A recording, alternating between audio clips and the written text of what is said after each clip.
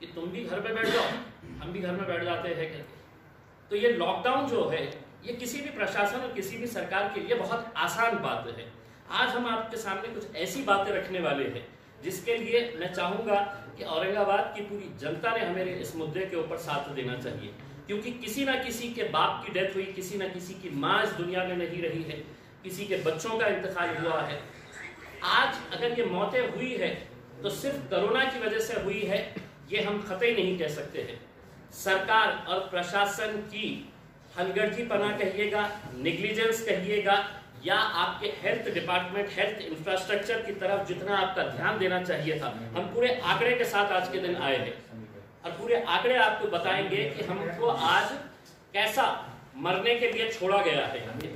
Lockdown करके अगर ये समझ रहे हैं कि 8 दिन 6 दिन का हम लॉकडाउन करेंगे, 10 दिन का लॉकडाउन करेंगे और कोरोना खत्म हो जाएगा, तो नहीं, जनता के ऊपर थोप रहे हैं। इनका पाप है ये, इनकी जो गलतियां हैं वो गलतियों का ठिकरा है तो आम जनता के ऊपर फोड़ा जा रहा है। और क्या गलतियां हैं उनकी मैं आपको बताऊंगा उसमें। लेकिन अब कल ये फैसला लिया गया है कि हम लॉकडाउन करेंगे औरंगाबाद में, और ये लॉकडाउन रहेगा 8 तारीख तक।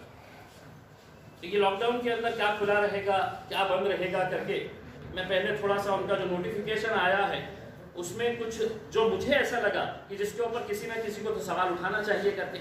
दिक्कत ये है कि आज औरंगाबाद का कोई भी लोक प्रतिनिधि इसलिए बोलने के लिए तैयार नहीं है क्योंकि आज चाहे कांग्रेस हो, राष्ट्रवादी हो, शिवसेना हो, सत्ता की लालच के अंदर कि हमारी कुर्सी ना छूट जाए, तो ये जनता के हितों के बारे में कोई बात करने के लिए तैयार नहीं। प्रशासन कह रहा है आपल्याला हे करायचे आहे, हो साहेब करायचे आहे, आपल्याला हे नहीं करायचे, हो साहेब नहीं करायचे आहे। ये अगर इस तरह का ये है तो कल आपको भी जनता के सामने जाकर खड़े रहना पड़ेगा। क्यों ये आवाज इसके ऊपर उठाई नहीं जा रही है? भाई आप ये समझ लीजिएगा, क्योंकि कोई भी लोक प्रतिनिधि 8-10 लाख लोगों का प्रतिनिधित्व करता है, कोई भी खासदार 10-20 लाख लोगों का प्रतिनिधित्व करता है। कोई अगर नहीं बोल रहा है तो प्रशासन को ऐसा लग रहा है कि सगळे लोक प्रतिनिधी आमच्या बाजूने बोलत आहे, फक्त इम्तियाज जलील कशाला बोलत आहे। मैं बोलूंगा और आगे भी बोलता रहूंगा, आपको पसंद आए या ना आए करके। अब ये जो नोटिफिकेशन जारी किया गया है इसमें मैंने कुछ बात बताया है कि मॉर्निंग वॉक, इव्हनिंग वॉक इत्यादि प्रतिबंधित राहील, तसे सार्वजनिक ठिकाणी मॉर्निंग वॉक, इवनिंग वॉक। अब आदमी है तो अगर 24 घंटे अगर अपने घर के अंदर रहेगा, बैठे रहेगा, अपने हेल्थ के लिए अगर वो है तो अपनी बीवी के साथ मास्क लगाकर अपने गली के अंदर, अपने कहीं रोड के ऊपर टहल रहा है, वॉक करने के लिए जा रहा है, तो इसके अंदर क्या दिक्कत हो रही है प्रशासन को, इसका प्रशासन ने हमको बताना चाहिए करके। कोई भी वॉक करने के लिए जाता है तो पूरा मोहल्ले को साथ में लेकर नहीं जाता है कि 200 लोग हम वॉक करने के लिए निकले हैं करके। कोई पति पत्नी, कोई भाई बहन, कोई बाप बेटा अगर वॉक करने के लिए जा रहे हैं तो इसके ऊपर प्रतिबंध किस हिसाब से लगाया गया है, आप उनको एक्सप्लेन करिएगा।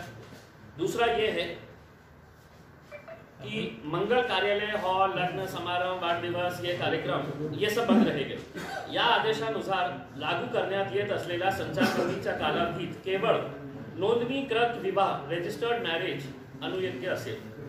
मतलब सिर्फ रजिस्टर्ड मैरिज होगी है लॉकडाउन के पीरियड में। अब जिसमें है तो 2 दिन पहले की, 2 दिन बाद की शादी रखा है, 4 दिन बाद की शादी रखा है।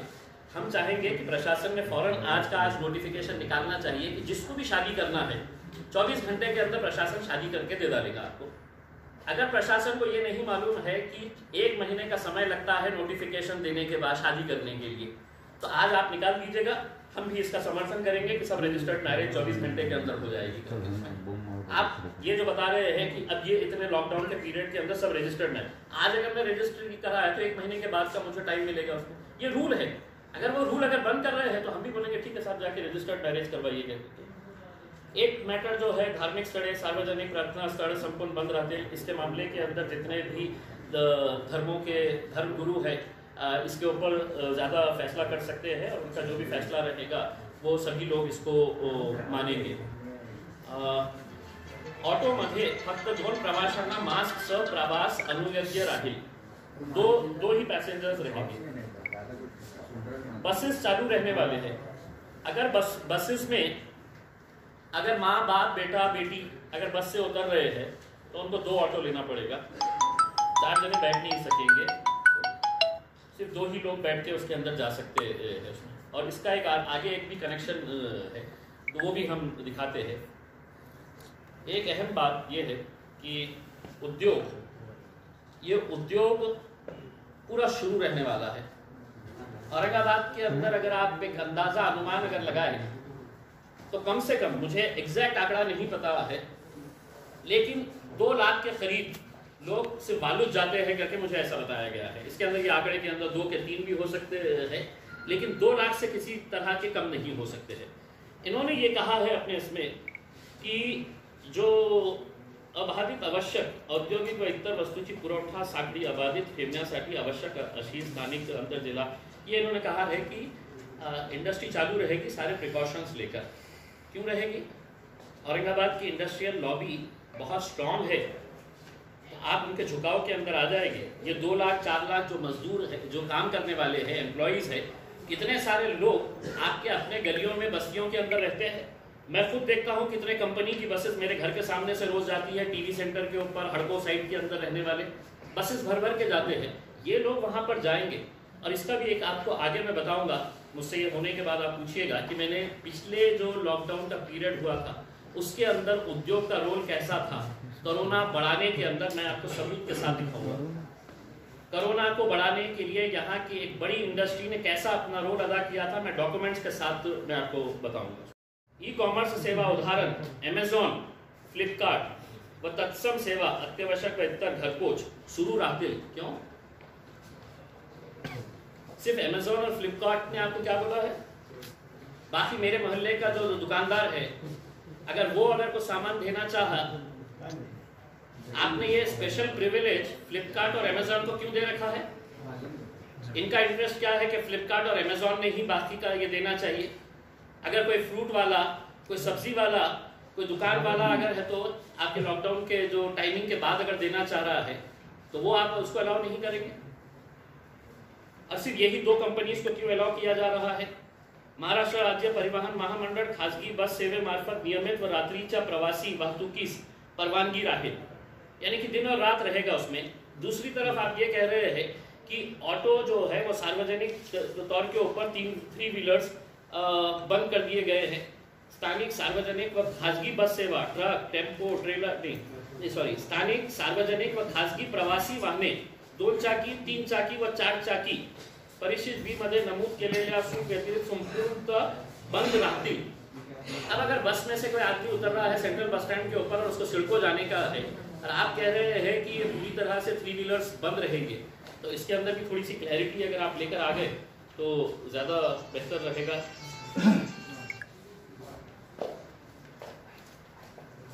पेट्रोल पंप के अंदर आज भी आपने हालत देखे है कैसी है करके। महाराष्ट्र के अंदर हर जगह बंद है ऐसा नहीं है। आज अगर मेरे किसी परिवार के अंदर कोई इमरजेंसी आ जाती है, मुझे पूना जाना है, मेरे गाड़ी के अंदर पेट्रोल नहीं है या मुझे औरंगाबाद छोड़कर कहीं दूसरी जगह जाने का है, तो आज ये पेट्रोल पंप की जो हालत करके रखे हुए हैं, इसकी वजह क्या है? Petrol diesel comes under essential commodities act. मतलब ये मुझे बताने की जरूरत नहीं है, एसेंशियल कमोडिटीज के अंदर आते हैं ये। इसके अंदर आप अपनी मर्जी के हिसाब से कायदे कानून बना नहीं सकते हैं, गवर्नमेंट का एक्ट है। उस एक्ट के हिसाब से आज आप एक पेट्रोल पंप, अभी दिल्ली गेट के सामने आप लोग जाते जाते, आपसे विनती करूंगा कि आप जाते जाते एक फोटो लेके जाइए। वहां से समूह से लोग खड़े हुए हैं गाड़ियां लेके अपने, उसको स्ट्रीमलाइन करिए पेट्रोल डीजल को। आप वैसे भी लोगों को ये, अगर मुझे पेट्रोल भरा के मेरी 2 व्हीलर के अंदर मुझे जाना है कि जाना है, जालना के अंदर तो खुला है ना, आप पेट्रोल के ऊपर ही ऐसी बंधन लेके आ गए हैं, तो ये इसके ऊपर भी बंधन हटना चाहिए मेरे हिसाब से। ये कुछ मुद्दे हैं। इन्होंने कहा है कि मनरेगा के रोहियों के काम जो है वो शिष्टाचार पाळून कामाच्या ठिकाणी शारीरिक अंतर ठेवावे। लागू हो सकता है मनरेगा के अंदर शारीरिक क्या होता है पता नहीं है, कितना चिपक के काम करते हैं। एक लास्ट पॉइंट जो है वो बहुत अच्छा है। सेवाभावी संस्था किंवा NGO ही जे गरजू नागरिकांना जेवण इत्यादी मदत देऊ इच्छितात ते पूर्व परवानगीने विहित ठिकाणी व वेळेत हे कार्य करू शकतात। तुम्हारा काम क्या है? हम लॉकडाउन कर देंगे, NGO तुम खाना बना के खिला देना इन लोगों को। सेवाभावी संस्था तुम्हारा काम है खाना खिला देना उनको, हमने तो बंद कर दिए है, और खिलाना भी है तो हमारे से आगे परमिशन लेना। मैं तमाम एनजीओ से ये रिक्वेस्ट करूंगा कि हमको जितना करना था हमने करे है, लेकिन अब इनकी ये आदत हो गई है कि हम लॉकडाउन करेंगे, खिलाने के लिए तो ये है ना उसमें, ये खिलाएंगे नहीं। आप फैसला ले रहे हैं, खिलाने की जिम्मेदारी आपकी रहेगी, प्रशासन की। हम आपसे ये मांग करते हैं, चाहे वो पुलिस डिपार्टमेंट हो, म्युनिसिपल कमिश्नर हो या डिस्ट्रिक्ट कलेक्टर हो, 150 सेंटर्स औरंगाबाद के अंदर खाने के खोले जाए, खाना तैयार करें, एक एक वार्ड के अंदर, एक एक मोहल्ले के अंदर एक एक खोले, 50-50 की जिम्मेदारी ले ले। मनपा आयुक्त ने बोलना कि साहब मैंने मास्क के ऊपर है तो करोड़ों रुपये कमा लिया है, प्लास्टिक के ऊपर करोड़ों रुपये कमा लिया है मेरे महानगर पालिका को, अब ये जनता के ऊपर खर्च करिए। 50 खाने के स्टॉल्स बांट लीजिएगा कि साहब ये एरिया के अंदर है तो मैं बनाऊंगा महानगर पालिका की तरफ से। पुलिस डिपार्टमेंट बहुत पैसा इकट्ठा कर रही है लोगों से, गाड़ी पे क्यों निकले, 2000 की फाइन, 3000 की फाइन, मास्क क्यों नहीं लगाए हुए हैं, चलिए फाइन। तो ये पैसा कोरोना के नाम के ऊपर आप जमा कर रहे हैं, अब कोरोना के ऊपर आप खर्च करिएगा उसमें। जिलाधिकारी के पास है तो बहुत सारा पैसा है कोविड का रखा हुआ है, उसके अंदर 50 से 50 बहुत ज्यादा नहीं है। औरंगाबाद शहर के अगर महानगर पालिका के एतबार से अगर देखें तो 118 वार्ड है, 115 वार्ड है, 120 पकड़ लीजिएगा, 130 पकड़ लीजिएगा, उसमें 50-50-50 तीनों बांट के ले ले तो खाने का इंतजाम भी हो जाएगा ना। हमारे को आपके पास आके कि साहब हमको खाना खिलाना है, हमको परवानगी दो करके, मतलब इतनी जुर्रत देखिएगा की तुम्हाला जेवण ते लोकांना द्यायचे आहे, आमची परवानगी घ्या। मग बंद करताना आमची परवानगी घेतली होती, बंद आम्ही करणार आहे त्यांच्या जेवणाच्या बाबतीत आम्ही विचारणार होतो, काय व्यवस्था त्यांच्यासाठी केलेली आहे करके, तर काही उत्तर त्यांच्याकडे नसलं। इनका सिर्फ अभी जो उन्होंने नोटिफिकेशन निकाला था वो नोटिफिकेशन, मैं ये मांग कर रहा हूँ कि अगर बंद करना है तो पूरी इंडस्ट्री बंद होनी चाहिए। सिर्फ इंडस्ट्रियलिस्ट के फायदे के लिए अगर मजदूरों की जान के साथ अगर आप खेलेंगे तो हम कतई बर्दाश्त नहीं करेंगे। आप कहेंगे कि नहीं साहब इंडस्ट्री का बहुत बड़ा नुकसान होने वाला है, इंडस्ट्री की लॉबी मुझे मालूम है, मुझे भी मालूम है कि इंडस्ट्री औरंगाबाद के अंदर आना चाहिए, इंडस्ट्री टिकना चाहिए, इंडस्ट्री अगर बंद होती है तो नुकसान होता है, लेकिन कोई भी उद्योगपति नहीं मरने वाला है, कोई भी इंडस्ट्रियलिस्ट नहीं मरने वाला है। और इसकी जिंदा मिसाल मैं आपको देता हूं कि पिछले साल जब कोरोना यही जनवरी फरवरी मार्च मई में जब कोरोना बहुत पीक के ऊपर था, तब है तो इन्होंने है तो पहले तो इंडस्ट्री बंद की है, फिर उसके बाद इंडस्ट्री को खोलने की इजाजत दी है। चिकन खाने के अंदर लुपिन नाम की एक फार्मास्यूटिकल कंपनी है, बहुत बड़ी कंपनी है, उसका रोल आपको मैं बताता हूँ, लिखित के अंदर मेरे पास इसका ये है कि कोरोना के पीरियड के अंदर लुपिन कंपनी चालू थी, उनको परमिशन दी गई थी क्योंकि साहब हम ड्रग्स मैन्युफैक्चर करते हैं, हम टीबी की दवाइयाँ बनाते हैं, हमारे को इजाज़त दी जाए, बिल्कुल देना चाहिए था और वो दिया गया था। वहाँ पर एक महिला थी ललिता भगवान साड़वे, ये डेली वेज के ऊपर वहाँ पर जो कॉन्ट्रैक्ट के ऊपर आते हैं लोग, तो वो महिला वहाँ पर आई, वो पॉजिटिव हुई तो उसको उन्होंने क्या किए कि बोले तुम घर चले जाओ और कल से आना नहीं। ये लुपिन फैक्ट्री का ये रिटर्न के अंदर है मेरे पास, उनका क्वेश्चन भी है, उनके रिप्लाई भी है कि कल से आना नहीं करके। वही पीरियड के अंदर आपको याद होगा कि आरिफ कॉलोनी के अंदर सबसे पहला केस निकला था, जो लड़का पूना से आया था, उसका वीडियो आज भी आप YouTube के ऊपर अगर देखेंगे तो 15 गाड़ियां थे।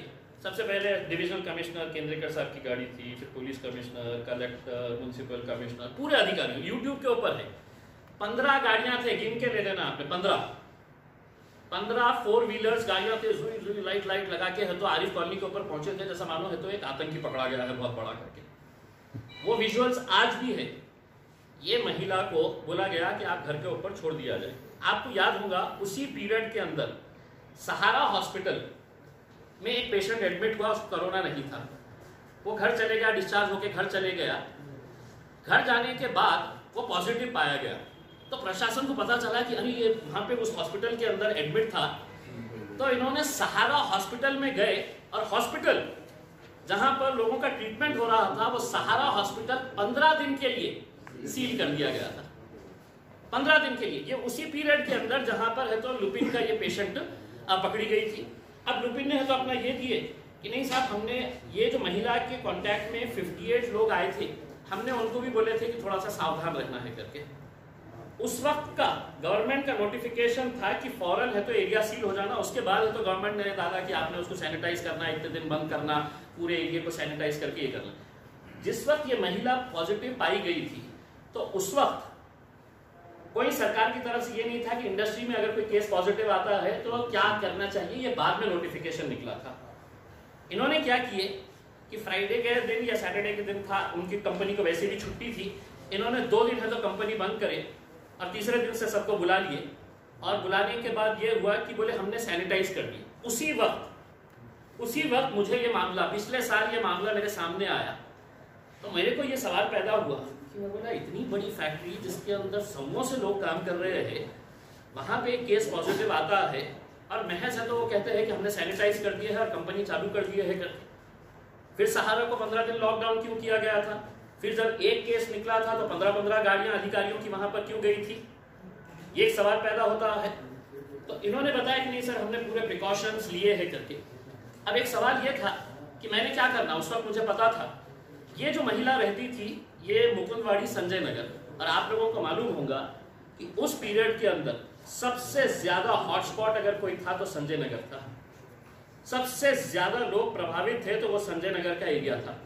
अब मेरे सामने ये एक प्रश्न था कि मैं या तो मुद्दा उठा के ये लुपिन वालों को तो पकड़ूं इनका कि तुमने है तो ये ऐसा कैसा किए है। मैंने फौरन उस वक्त के जिलाधिकारी को पूरा बताया, मैंने पुलिस कमिश्नर को पूरा बताया कि सर ये ऐसा ऐसा हुआ है करके। आपको मालूम है इतना सब बताने के बावजूद भी एक भी वरिष्ठ अधिकारी लुपिन के अंदर कदम नहीं रखा, न जाके इंस्पेक्शन किया। कौन गया वहां पे?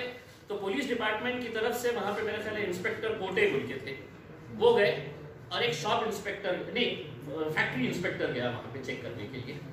बस 2 लोग गए। तो मैंने वो फैक्ट्री इंस्पेक्टर से पूछा, मैं बोला ये जो कंपनी है रूल्स के हिसाब से, मैंने बोला साहब उन्होंने सब साफ सफाई करके शुरू कर दिया बोले काम। तो आप सोचिए होता है तो तुम जाओ घर पे जाओ, तुम जियो मरो, क्या करना है तुम्हारा ये करो करके। ये लुपिन जैसी एक मल्टीनेशनल कंपनी जिसके ऊपर मैं ये बता रहा हूँ तो सिर्फ ऐसी मनगढ़ंत नहीं बता रहा हूँ, मेरे पास रिटर्न के अंदर उनके जो जवाब है, उनके जवाब के साथ मैं ये सब है तो यहाँ पे बता रहा हूँ। तो अगर बंद करना है तो पूरी इंडस्ट्री बंद करिए, क्योंकि हमारे मजदूरों की जान की भी कुछ कीमत होती है।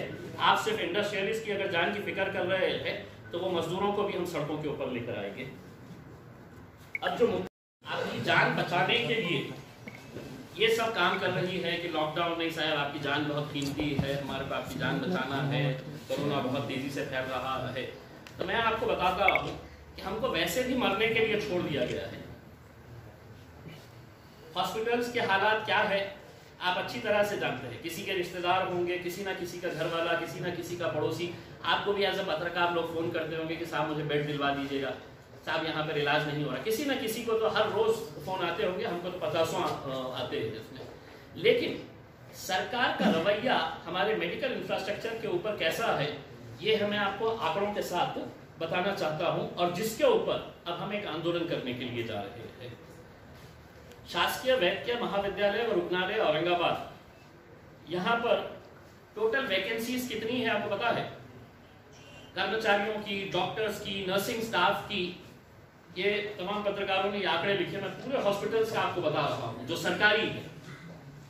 868 वैकेंसीज है, जिसके अंदर क्लास 1, क्लास 2, क्लास 3, क्लास 4 पूरे मिला के 868 वैकेंसीज कई सालों से रखी हुई है।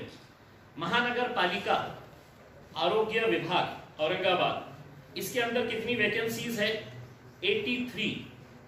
इसमें कौन है? वैद्य अधिकारी है, आरोग्य वैद्य अधिकारी है, आरोग्य निरीक्षक है, टेक्नीशियंस है, ये जो इंपॉर्टेंट पोस्ट है, ऐसे 83 महानगर पालिका के जो हॉस्पिटल्स है, जिसकी इमारत है लेकिन वहां पर काम करने वाले कर्मचारी और डॉक्टर्स नहीं है। ठीक है। इसके बाद जो है जिला परिषद आरोग्य विभाग, शहर की अगर ये हालत है तो आप लोग अंदाजा लगा सकते हैं कि ग्रामीण इलाकों के अंदर कैसी हालत है करके। आरोग्य विभाग के अंदर कितने वैकेंसीज है? तो 332 वैकेंसीज है। यानी कि आरोग्य वहां पे हॉस्पिटल है वहां पर लेकिन डॉक्टर्स नहीं, वहां पर नर्सिंग स्टाफ नहीं, वहां पर टेक्नीशियंस नहीं। 332 एक जिले के अंदर वैकेंसीज रहना, और ये मेरे पास मेरी मनगढ़ंत नहीं है, सबके पास से रिटर्न के अंदर मंगाया हूं। जो भी लेना चाहेगा पूरे चार्ट के साथ है कि किस किस की कैसी कैसी पोस्टिंग है करके। कैंसर हॉस्पिटल औरंगाबाद, पूरे मराठवाड़ा के साथ साथ पास पड़ोस के भी जिले के पेशेंट्स कैंसर हॉस्पिटल के अंदर आते हैं। कितने वैकेंसीज है वहां पर? 122 लोगों की वैकेंसीज है गवर्नमेंट कैंसर हॉस्पिटल के अंदर। उसके बाद एक एक्सटेंशन बिल्डिंग है कैंसर हॉस्पिटल की, कैंसर हॉस्पिटल औरंगाबाद, जिसके अंदर 165 बेड्स और बढ़ाए गए हैं, या 165 बेड्स और बढ़ रहे हैं कैंसर हॉस्पिटल के लिए। तो उसके वैकेंसीज कितने हैं? तो 364 वैकेंसीज है, और इसके ऊपर कोई हलचल नहीं है कि अभी इसका कम से कम निकल गया है, नोटिफिकेशन निकल गया है, जीआर निकल गया है, इसका है तो पेपर में ऐड निकल गया है और इसकी पोस्टिंग स्टार्ट हो गई है। सुपर स्पेशलिटी बिल्डिंग, शासकीय वैद्यकीय महाविद्यालय व रुग्णालय औरंगाबाद। मेरे हिसाब से औरंगाबाद का शायद ही कोई ऐसा पत्रकार होगा जिसने है तो इस सुपर स्पेशलिटी बिल्डिंग के बारे में नहीं लिखा होगा। ये कब काम शुरू हुआ था, कब काम खत्म हुआ? 2017 के अंदर 150 करोड़ रुपए 150 करोड़ रुपए की ये बिल्डिंग बनाई गई थी, जिसमें केंद्र सरकार का 120 करोड़ रुपए था, राज्य सरकार के 30 करोड़ रुपए थे। 150 करोड़ रुपए की ये बिल्डिंग बन के पूरी तरह से तैयार थी 2017 के अंदर। आज क्या है? 2021। एक भी कर्मचारी वहां पर अपॉइंट नहीं किया है। कितने पोस्ट है वहां पर? 219 पोस्ट वेकेंट है सुपर स्पेशलिटी की बिल्डिंग के अंदर। 219, यानी कि आपने 150 करोड़ रुपए खर्च कर डाले। उसके बाद मुझे एक मीटिंग के अंदर केंद्रीय साहब ने बताया कि कोई सेक्रेटरी ने जवाब दिया है कि अच्छा पगार कौन देना? तू देना, तुझा डिपार्टमेंट देना। प्रोग्राम ठेवा मुजरा करने के लिए, डांस करने के लिए वहां पर हॉस्पिटल बंद कर दो। तुमको पता नहीं है हॉस्पिटल बनाते वक्त वहां पे क्या नाच गाने का प्रोग्राम होने वाला है? क्या फिल्म बनने वाली है? थिएटर बनने वाला है वहां पे? कि 2017 से है तो तुमने एक कर्मचारी वहां पर लगाए नहीं है। इसके बाद 200 बेड का वुमेन एंड चाइल्ड हॉस्पिटल जो क्रांति चौक के ऊपर, जालना रोड के ऊपर। ये सब चीजें आप लोग को इसलिए बताना है कि ये सरकार आपकी चिंतित नहीं है, आपके बारे में फिक्र नहीं कर रही है। आपको तो वैसे भी मरने के लिए छोड़ी है, डेली आपके मरने का सिर्फ आंकड़ा दे रही है। जिंदा रहने के लिए अब हमको लड़ना है। ये 200 बेड का हॉस्पिटल 2013 के अंदर सैंक्शन हुआ था। 7 एकड़ जगह चाहिए था, 7 एकड़ जगह ये दे नहीं सक रहे थे। हमने विधानसभा के अंदर चिल्लाए, जब मैं आमदार था, मुद्दों को उठाए बार बार। मेरे साथ कई मर्तबा अंबादास दानवे ने भी है तो इस मुद्दे को उठाया, लेकिन 7 एकड़ जगह इनको नहीं मिल रही थी। जब किसी के कान पे जू नहीं रेंग रही थी तो फिर मुझे फाइनली बॉम्बे हाई कोर्ट के अंदर एक पब्लिक इंटरेस्ट लिटिगेशन डालना पड़ा और कोर्ट से ये विनती करना पड़ा कि साहब ये पैसा आया हुआ है, ये हॉस्पिटल औरंगाबाद के लिए जरूरी है। तब कोर्ट ने तो ऑर्डर दिया कि टाइम बाउंड प्रोग्राम के अंदर रहे हैं। पीडब्ल्यूडी मंत्री को यह समझ में नहीं आ रहा है कि यह हॉस्पिटल कितना है, आरोग्य मंत्री को यह समझ में नहीं आ रहा है कि 200 बेड का हॉस्पिटल हमारे लिए कितना मायने रखता है करके। लीजिए, और एक 300 बेड की आयुष मिनिस्ट्री ने 300 बेड का एक और एक हॉस्पिटल औरंगाबाद को दिया आयुष मिनिस्ट्री ने। ये कब का लेटर है? 7/11/2019। 2019 हम 21 के अंदर है, तो उसके अंदर ये लेटर आया था कि जिला रुग्णालय ठाणे, रायगढ़, रत्नागिरी, औरंगाबाद, हिंगोली राष्ट्रीय आयुष अभियान कार्यक्रमाअंतर्गत जिल्हा स्तरावर 30 खाटांचे आयुष्य रुग्णालयाबाबत ये एक नोटिफिकेशन उन्होंने जारी किए कि यहाँ पे है तो आपको 30 बेड का हम एक हॉस्पिटल दे रहे हैं आयुष मिनिस्ट्री की तरफ से, और इसके लिए आपको ये डॉक्यूमेंट्स बनाना है, ये प्रपोजल तैयार करना है और हमको लैंड की डिटेल्स फॉरवर्ड करना है। 2019 का। उसके बाद ये हुआ है कि 6/2/2020, 6 फरवरी 2020, ये 2021 है, फरवरी चले गया है, यानी कि 1 साल 1 महीना हो गया है। इसके बाद ये आरोग्य विभाग जिला परिषद औरंगाबाद एक पत्र लिखता है जिला शल्य चिकित्सक, और उसको ये बताता है कि हमको सेंट्रल गवर्नमेंट ने, आयुष मिनिस्ट्री ने ये 30 बेड का हॉस्पिटल है तो हमको सैंक्शन किया है, इसके लिए हमको जमीन की रिक्वायरमेंट है, आप फौरन हमको जमीन दें। कितनी जमीन चाहिए? आयुष रुग्णालयासाठी जागा उपलब्ध नसल्यास जिल्हा स्तरावर जिल्हा मुख्यालयाच्या ठिकाणी म्हणजे औरंगाबादमध्ये शहराच्या मध्यवर्ती ठिकाणी किंवा जनतेस सोयीस्कर ठिकाणी 3 ते 4 एकर किंवा किमान 1 ते 2 एकर जागा उपलब्ध असणे आवश्यक आहे। यामध्ये आयुष रुग्णालय इमारत बांधून वन औषधी उद्यान उभारण्यात येईल व अधिक जागेत अधिकारी कर्मचाऱ्यांचे निवासस्थान बांधण्यात येईल। मैंने दो मीटिंग्स के अंदर पालक मंत्री की मौजूदगी के अंदर दोनों मर्तबा ये डॉक्यूमेंट के साथ ये बोला कि साहब ये औरंगाबाद के अंदर ये 30 बेड का एक हॉस्पिटल आ रहा है जिसके अंदर सिर्फ आपको जगह देना है, सेंट्रल गवर्नमेंट से पूरा पैसा हम लेकर आ रहे थे। तो ये 2 एकड़ जगह के लिए 2019 से लेकर 2021 तक आ गया है, अभी तक ये जगह के बारे में फाइनल नहीं हुआ। सरकार ये तो नहीं कह सकती है कि हमारे पास पैसा नहीं है तो हम ये कहां से करेंगे करके। वो सेक्रेटरी साहब जो थे जिन्होंने ये सवाल किया है ये पगार कौन देना, तो हमारा ये सवाल है इस बजट के अंदर 400 करोड़ रुपए बाल ठाकरे साहब के स्मारक के लिए दिए गए हैं। बजट के अंदर 400 करोड़ रुपए। तो आज इस राज्य के अंदर आपको क्या चाहिए? हॉस्पिटल चाहिए, और अगर हॉस्पिटल बन के इमारत तैयार है तो वहां पर डॉक्टर्स चाहिए, नर्सिंग स्टाफ चाहिए, दूसरे लोग चाहिए। अब हमारे सामने एक सवाल है, या तो इनके लॉकडाउन को मानो, घर में बैठ जाओ, पीछे खामोश बैठो, बैठ जाओ, या तो खामोश बैठ जाए इनके लॉकडाउन को मानते हुए, और ये जो दावा कर रहे हैं कि नहीं हमको तुम्हारी चिंता है, तो अब हम तुमसे ये पूछ रहे हैं इसके बारे में अगर आप चिंता कर लेते तो लॉकडाउन करने की जरूरत नहीं रहती। आज अगर 2013 के अंदर तुमने जगह दे दिए होते तो आज 200 बेड का हॉस्पिटल हमारा तैयार हो गया होता।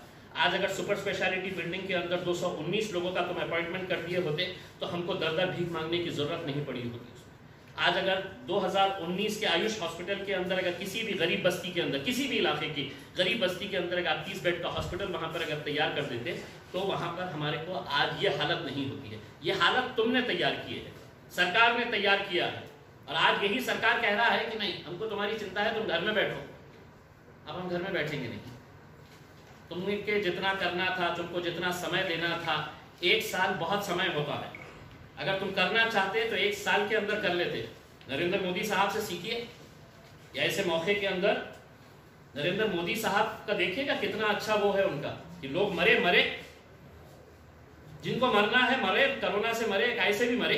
मुझे लोकसभा की पार्लियामेंट की नई बिल्डिंग बनाने का है हजारों करोड़ रुपए की, और मैंने वो काम शुरू कर दिया, और काम ऐसा शुरू करा हूं कि अक्टूबर 2022 तक, अगले साल दिन और रात 24 आवर्स वो पार्लियामेंट की बिल्डिंग का काम शुरू है। आप अगर मर गए हैं तो आपकी क्या कीमत है साहब? आपकी जान की कीमत क्या है ये बताइए ना। आपके पास वेंटिलेटर नहीं है तो कोई चिंता नहीं है, हम तो पार्लियामेंट की बिल्डिंग, नई पार्लियामेंट की बिल्डिंग के अंदर मुझे सौभाग्य मिलने वाला है मोदी जी की वजह से। जय हो मोदी जी आपको। अगर आपको ये चीज समझ में नहीं आ रही है, ये जनता क्या आपकी नहीं है? आपको ये समझ में नहीं आ रहा है कि आज देश की प्राथमिकता क्या होनी चाहिए? मांगे है सरकार से। वैसे भी कोरोना जो है वो इलेक्शन के राज्यों में क्यों नहीं आ रहा है मुझे आज भी समझ में नहीं आ रहा है। मतलब मैं बिहार गया था, गुजरात गया, पश्चिम बंगाल, आसाम, वेस्ट बंगाल, हमारा केरला, तमिलनाडु, यहाँ पर कोरोना कहाँ गायब हो जाता है, क्या सेटिंग है? या तो मोदी साहब के साथ है या किसके साथ है पता नहीं है, लेकिन वहां पर नहीं होता है। आप वहां के विजुअल्स उठा के देख लीजिएगा। अमित शाह साहब की रैली के अंदर विदाउट मास्क के उन्होंने भी घूम रहे हैं ट्रक के अंदर, ऐसा हाथ बताते हुए। इसमें वो हाथ ऐसा बता रहे हैं तो कैसे उल्लू बना रहा है, मतलब देशवासियों को तुमको मास्क पहना रहा है और मैं यहाँ पे टहल रहा हूँ करके मेरी पार्टी के लिए। उसका क्रिकेट मैच भी हो रहे थे, यहाँ पे फोटो आई है अभी, गवर्नमेंट के बहुत सारे अधिकारी जो है वो पूना के अंदर बैठ के तो मैच देख रहे थे करके। अब हम ये अगर सरकार अगर ये मांग कर रही है कि हमको लॉकडाउन करना बहुत ज़रूरी है तो साहब 150 आप फूड स्टॉल्स प्रशासन की तरफ से खोलेंगे, एक फूड स्टॉल एक एरिया के अंदर खोला जाए। आप कैसा बांटना है बांट लें, या तो पुलिस कमिश्नर साहब या कलेक्टर साहब या म्यूनसिपल कमिश्नर साहब कह रहे नहीं 50 से हमारा क्या होगा, हम 150 पूरे हम खोल देंगे, आपकी मर्जी है ये खोल देंगे। इलेक्ट्रिसिटी बिल अभी भी लोगों के पास जाया जा रहा है, लोगों से इलेक्ट्रिसिटी बिल अभी भी मांगा जा रहा है। इसके बारे में कुछ ना कुछ तो भी फैसला कर लें कि हम ये 10 दिन बैठेंगे तो हमारे घर का भी पंखा जलेगा, फिर आप लाइट का बिल बढ़ेगा, फिर आप आएंगे हमारे पास हम काट देंगे करके। जो छोटे मोटे दुकानदार हैं जो छोटे मोटे दुकानदार है, वो छोटे मोटे दुकानदार को रोज है तो कहीं ना कहीं किराया देना पड़ता है। अगर किसी ने ये लिया है डेली के ऊपर भी देना पड़ता है, किसी को 300, किसी मुझे है तो कोई कन्नड़ से फोन करता है, कोई गंगापूर से, साहेब माझा दररोजचा 300 रुपये किराया भाडा मला द्यावं लागतं, मी 4 दिवस दुकान बंद ठेवली तर साहेब माझ्या सगळं महिन्याचा मी कशा पोट भरू करके। ये डेली इस तरह के फोन आते हैं। आप बंद कर रहे हैं, बंद करिएगा। ये लोगों का जितना भी बंद के पीरियड का किराया रहेगा वो प्रशासन अपनी तरफ से बेयर कर ले, कोई बहुत बड़ी रकम नहीं है। आप तो एक छोटी छोटी चीज़ के लिए 400 करोड़ रुपये दे देते हैं, तो आपको कोई चिंता नहीं होनी चाहिए।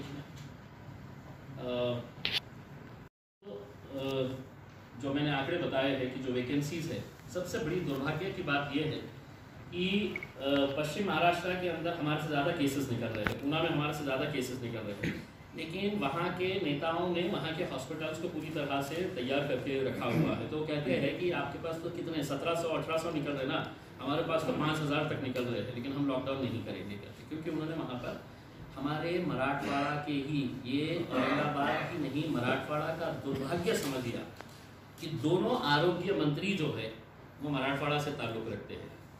एक अमित देशमुख साहब जिनके पास आरोग्य डिपार्टमेंट है, और दूसरे राजेश टोपे साहब जो हमारे पड़ोस के अंदर मराठवाड़ा के अंदर रहते हैं। तो दोनों आरोग्य मंत्री मराठवाड़ा के रहने के बावजूद भी अगर इतनी सारी पोस्ट अगर खाली है, तो अब आप बताइए हमने क्या करना है।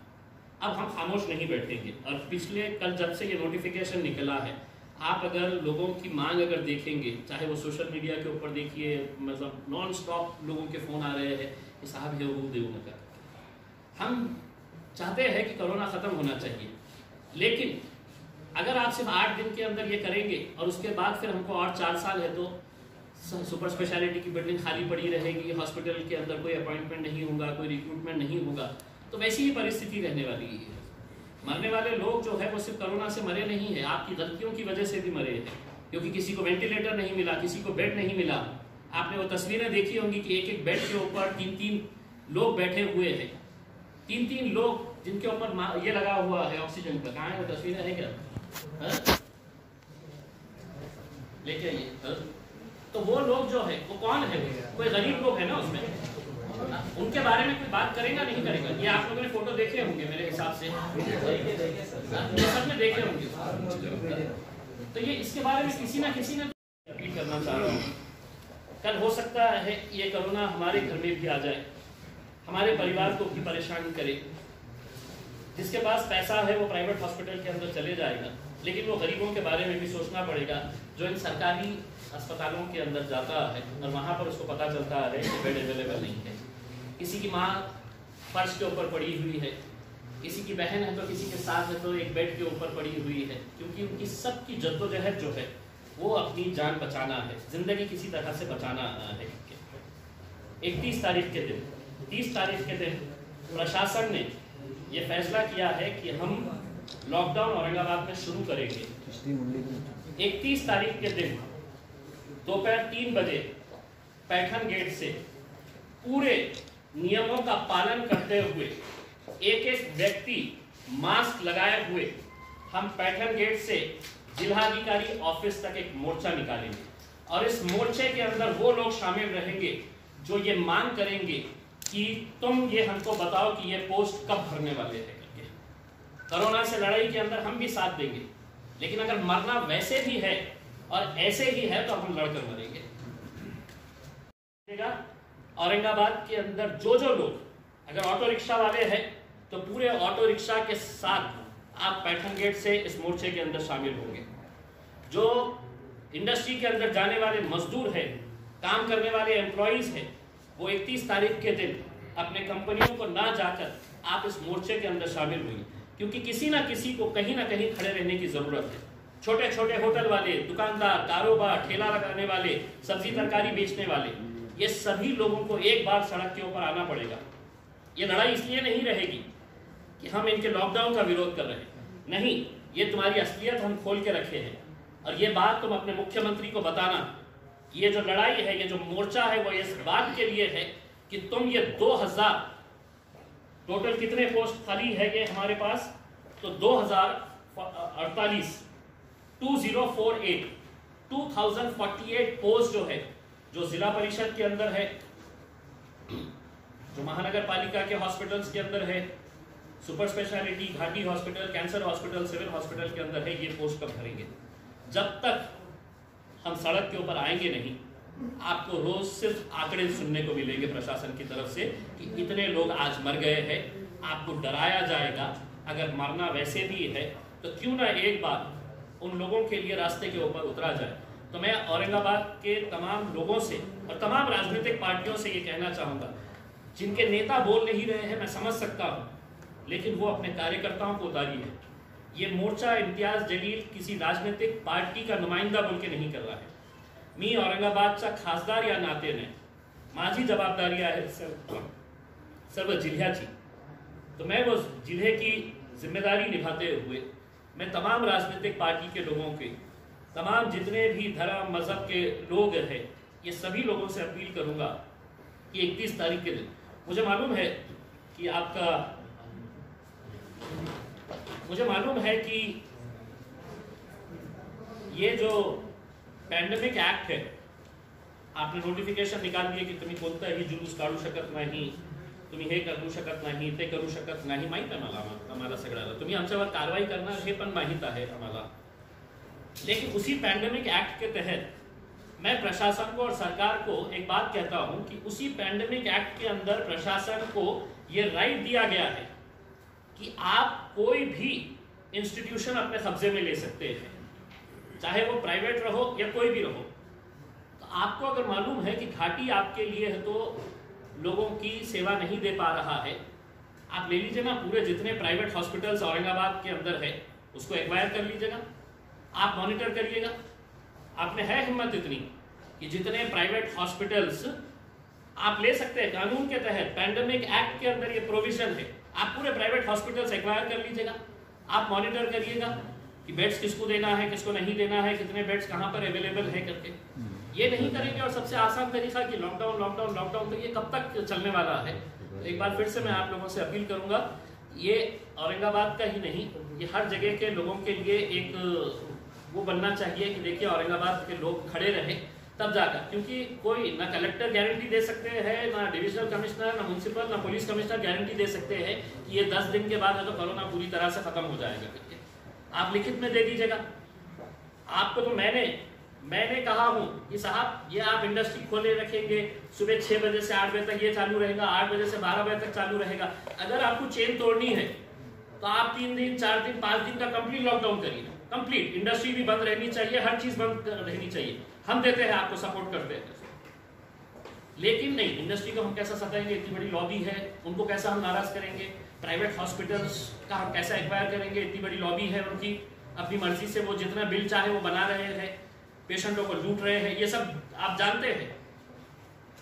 मेरा यही कहना है कि 31 तारीख के दिन आप सभी लोग, मैं पत्रकारों से ये अनुरोध करूंगा, इसके अंदर देखिए ये एक पब्लिक से जुड़ा हुआ मुद्दा है, किसी ना किसी को तो ये खड़े रहने की जरूरत है। और अगर हम नहीं खड़े रहेंगे तो हो सकता है कि आगे जब हमारे ऊपर दिक्कत आएगी, जब किसी गरीब के ऊपर दिक्कत आएगी और वहां पर उसको पता चलेगा कि नहीं, मैं मेरी माँ को है तो एक बेड तक नहीं दे सका हूँ, बेड दिलाया हूँ तो वहां पर उसको इलाज करने के लिए वहां पर नर्स नहीं थे, डॉक्टर नहीं थे। आज माइल्ड ये हो रहा है कोरोना का, बहुत सारे लोग हैं तो अपने, मैं खुद इम्तियाज जलील, मैंने कोरोना से गुजरा हूँ, मैंने टाइम के ऊपर इलाज किया, हॉस्पिटल के अंदर गया, कई दिन घर के अंदर है तो आइसोलेशन के अंदर रहा, बेहतर होके आया।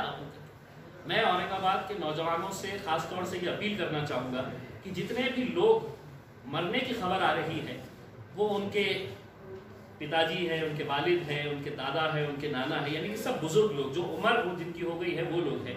मैं उन बच्चों से अपील करना चाहूंगा कि अपने माँ बाप के पास जाइए, बैठिए और उनको ये समझाइए कि कोरोना कोई बहुत बड़ी बीमारी नहीं है कि जिससे आपकी जान चले जाए। आज जिस तरह से ये प्रशासन के जरिए जो एक डर और खौफ का माहौल तैयार किया जा रहा है, किसी को भी कोरोना हो जा रहा है तो हर कोई बर्दाश्त करता ऐसा नहीं है, उसकी आंखों के सामने अपनी मौत नजर आ रही है। है कि अपने माँ बाप के पास बैठिए, अपने माँ बाप के पास बैठ के है तो अपने समझाइए उन्हें कि आपको कोरोना भी अगर हुआ है तो कोई ये नहीं है। क्योंकि देखिए माँ बाप अगर चले गए, दादा दादी नाना नानी अगर चले गए तो उसके बाद रोने से कुछ ये नहीं होगा। उनके पास बैठ के उन्हें समझाइए। सड़क के ऊपर निकलते वक्त आपकी जिम्मेदारी है। किसी ने भी मुझे ये फ़ोन करके कहना नहीं कि पुलिस वाले ने मुझे पकड़ा है, मैं मास्क नहीं पहना था। अगर किसी ने कहा, मैं पुलिस वाले को कहूँगा कि डबल उससे पैसा लो करके, क्योंकि जो जो हमको मदद करनी है वो मदद हमने करनी है। अगर आपकी गलती की वजह से दूसरों को नुकसान हो रहा है तो हम ये कतई बर्दाश्त नहीं करेंगे। अगर आप लोगों के कुछ सवाल